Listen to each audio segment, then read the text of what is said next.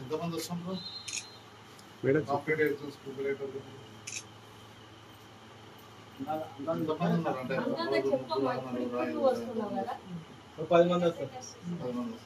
ఎన్ని కోట్లు వస్తాయి దాంతో?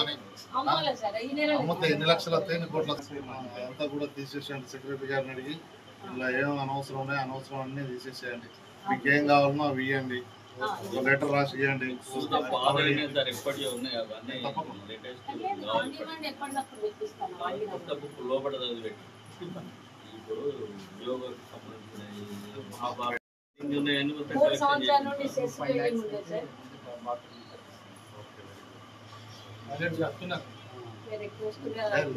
తాతగారు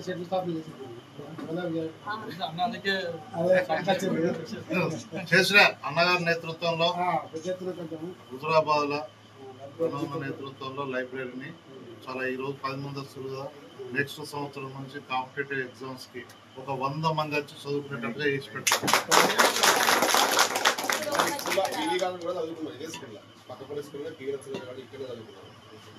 దీన్ని ఎవ్రీ డే రోజుకు 100 మంది వచ్చేటట్టుగా ప్రణవ నేతృత్వంలో మేము తీర్చిదిద్దుతాం.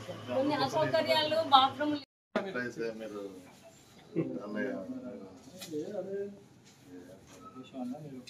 Thank you.